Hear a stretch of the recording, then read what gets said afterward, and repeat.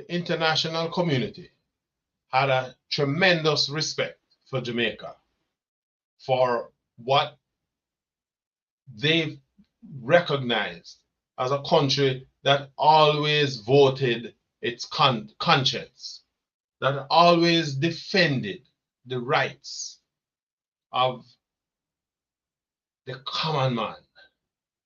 You know, after all, as Jamaicans, we, with our slavery heritage, we have been a people that have been strafed, brutalized, taken from our homeland, and deposited here in the Americas, the Caribbean included in the Americas. And so we understand the struggle. We understand the struggle of the Black community here in the United States. The average Jamaican coming up out of my time, the 1960s and the 1970s, recognized this thing. And so we're not unprepared to support the struggle of the oppressed and the dispossessed. We were not unprepared to deal with that. And so when you get to the point where here we are as Jamaicans, we have been tasked to get up and to make our voices be heard within the international community, right? We have a responsibility to now get up and go out there, right? And make people understand the Jamaican position. Where do we stand? You know, it's not about how you stay when things good in them. When things good, and you know, have to get in a no ray with anybody, right? It's about when the times are challenging, eh? When we are challenged by, our own positions are challenged, that we would get up now and say, all right, we have to express a position because it's a necessary thing to do. And so here we are, a situation where Hamas has murdered in excess of 1,400 Israelis, and nobody in them right mind, right? Nobody in them right mind could agree that there's any merit to that, that there are any justification for that, right? Nobody, right? You couldn't. And so we have a situation now where we need to make our voices be heard, because this is what Jamaica is all about. Jamaica has for decades taken the position that looks at how, right, the issues impact dispossessed and pressured population. And so the international community have essentially promoted a vote to get to sort of generate some sort of a ceasefire, because now listen, it's bad enough that the Israelis have taken a decision that boy, we are going to get rid of Hamas. No, they've been trying to do this thing for a long, long, long time, right? And it doesn't help that even within the Israeli community, that people have a lot of misgiving about the way how the government have decided to address this situation. But for those who know the story of Israel and Palestine and thing, and people will tell you all kind of thing, the Bible this and all kind of thing. The bottom line is, here we have two populations, two groups of people, Arabs, people, and they live on this land. Eh? They live on this land. And so there is an attempt to try to find a space, to create a space for Israel to exist. And so there is a necessity that if Israel is to exist, it has to be a situation where the two population groups must be able to coexist. That's what international law and international diplomacy ought to be addressing, right? Getting a common ground. And so here we have the international community have basically put the vote out to see if we can get some sort of a ceasefire, because thousands of Palestinians are being murdered, right? In fact, it's beyond murder, because what it is no genocidal action, right? You can't tell me that you can fly warplanes into a community that more than 2 million people live, almost side by side, on top of each other. And you give them, what is it, a couple of hours notice to leave, to go where? Egypt said nobody can come there, right? Them can't go over on the other side, go to Jordan, or them go over on, them can't go in at the West Bank. So them Gaza Strip is a small 144 miles by maybe another 30 or 40 miles wide. And 2 million people live there. And instead of trying to find a balance, a common ground, what we have done is that we have decided, the Israelis, and they have them right to, all them govern them country. But human rights, the right of human beings to live, is what the issue now comes down to. And our country, instead of making our own voices be heard, what we did in Jamaica is that we dance around the issue. The Minister of Foreign Affairs came out and expressed a view that what we're going to do is we are going to take get some sort of a dialogue going. Them basically believe that people don't know.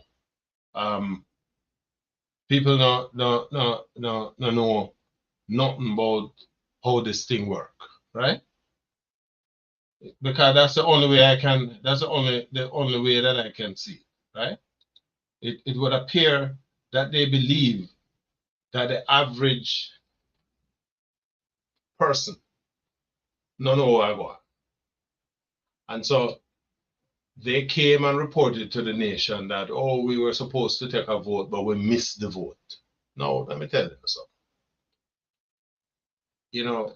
As a population, we have set ourselves up as idiots. We have set ourselves up as dunces, and we are being treated like what we have set ourselves up to be. As somebody said on Facebook, Holness don't want to anger the United States. Now, listen, A brethren of mine reach out to me and say that of the 7 or so prime ministers that we have had, we have Buster, Sangster, Shearer, Michael, Siaga, PJ, Portia, Bruce Golden. So 9 prime ministers. And to a large extent, with maybe 2 exceptions, the individuals who found themselves in the ranks of prime minister were not necessary. They were all prepared for the role. What is clear is that my boy in our oldness never had any preparation for this job. And so him don't know, him don't understand the role, the stature that Jamaica has within the global and international community, right? We have always been a country that operated on a principled position, right? We have always done that, right? We have always taken the position that resides on the pillars of decency, fairness, right? And so, in that regard, Jamaica always votes its conscience, always. And so, for our foreign affairs minister to come and tell Jamaica people, say, why we missed the vote and thing, you better you just say, you know, watch out, we not vote, you know, because we, unless you really think, say, the people of Jamaica, and that is what is pissing me off, because I am of the view now that these politicians in Jamaica really believe. Maybe some of the Jamaican people are idiots still, you know. Some are with dunce. And some people so damn licky and we have ass kissing and we are so much into the beggy and we want to be friend with the minister or the this or the whomever. So we don't have no position, right? Or we basically hide we mouth under we bed, right?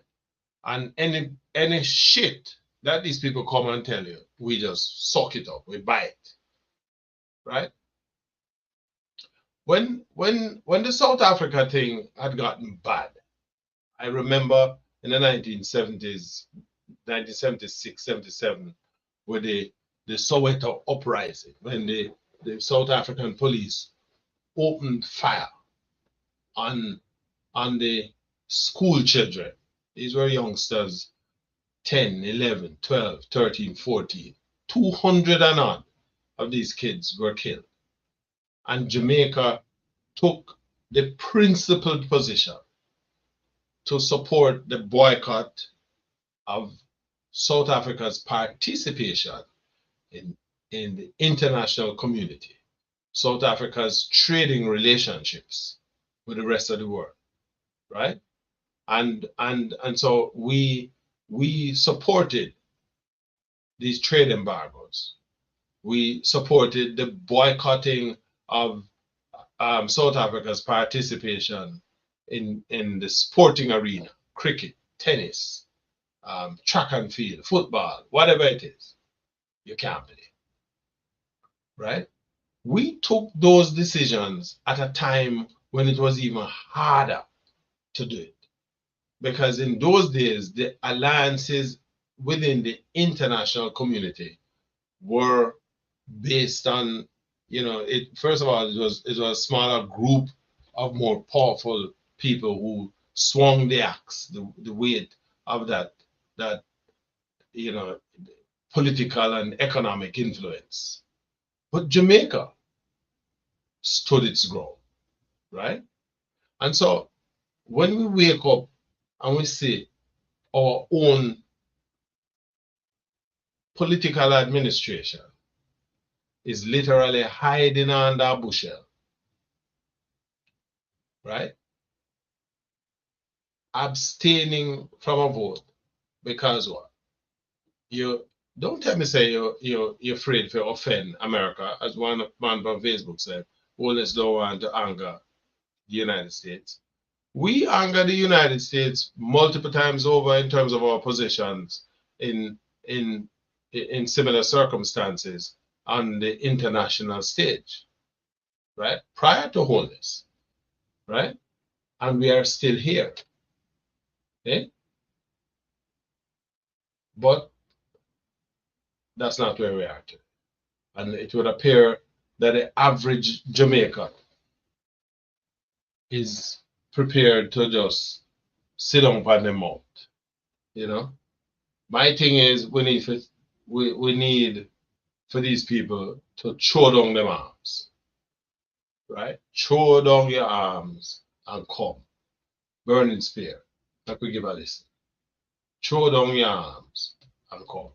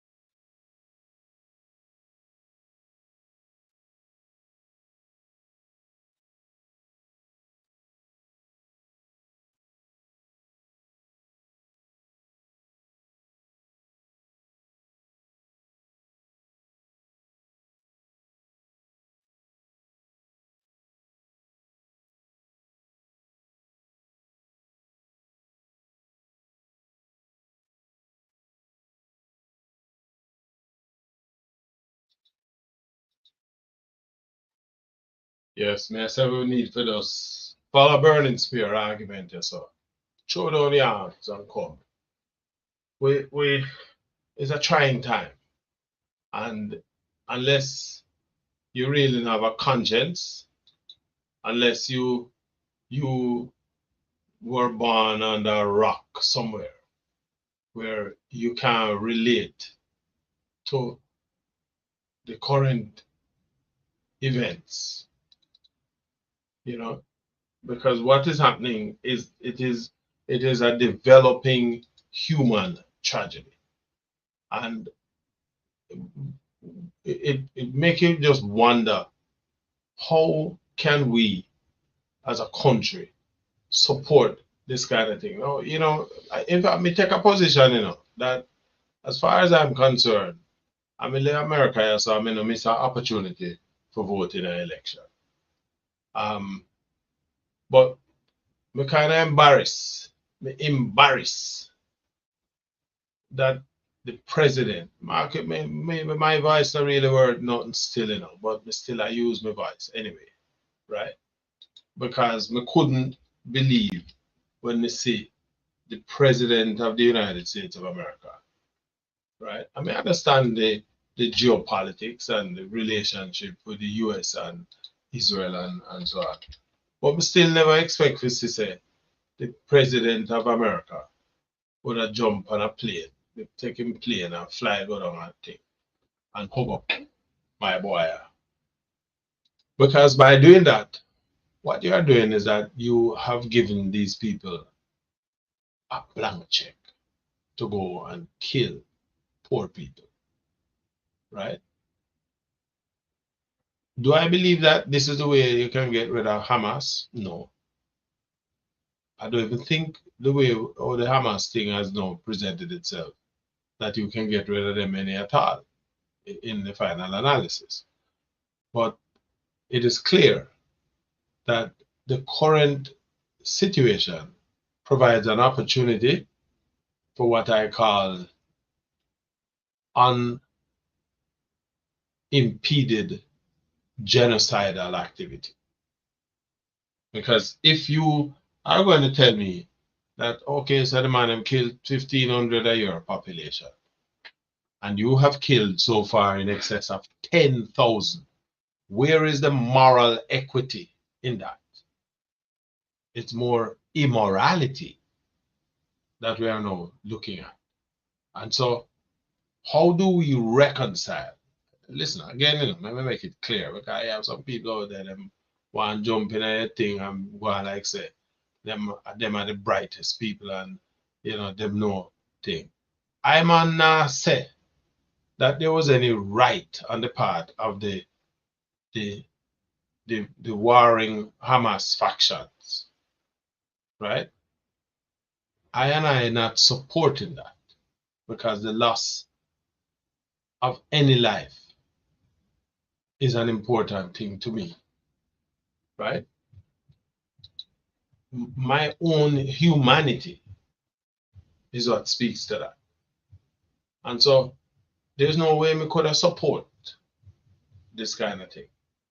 And I would think that if you have a voice as big as what America has, that you would want to take a moral high position. That's what I would think. But instead, what we are seeing, and we are standing on the edge of this cliff and watching these people push a population out of existence, right? Because even if, as you said, they have given these Palestinians time to leave, where are they going to go? Where are they leaving to? Because they can't go to Egypt. The Egyptians have made it clear that they ain't taking anybody over there. And so you kind of have to wonder with the Egyptian position, because Egypt's argument is if we receive these people, they are going to be forever our burden. Because once they enter Egypt, what Israel is doing is cleansing the place of these Palestinians, right? They are literally cleansing the place of the Palestinians. And so once you get them to leave, there is no going back to that land if they leave. Eh? There is no such thing. And so, how do we reconcile that we allow for this unimpeded slaughter? Am I suggesting that some criminal Hamas, so-called, what you can call them the warrior, if they might hide between people for shoot at after who they might fight war with, they might coward. But two wrong still don't make a right. Right? Two wrong don't make a right. And so how do we reconcile this? Right? But I like to get some feedback from people out there who, who follow this thing. Let me hear what you think. Because boy, may I tell you the truth. Me shocked.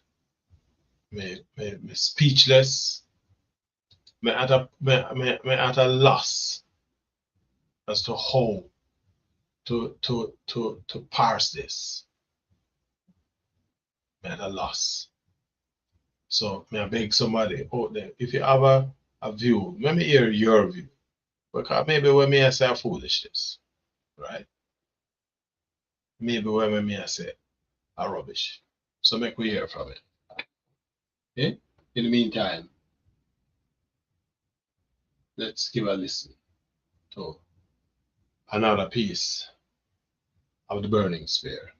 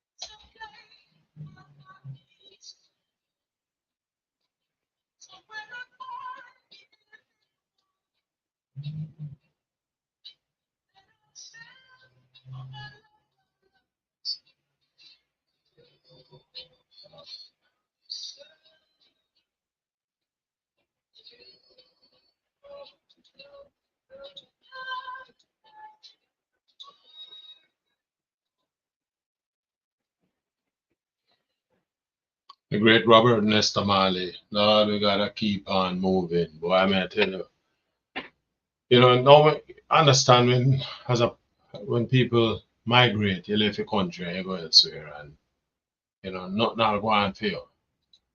You understand now. Before me never understand it, and so no, never better understand it. And it's disappointing, but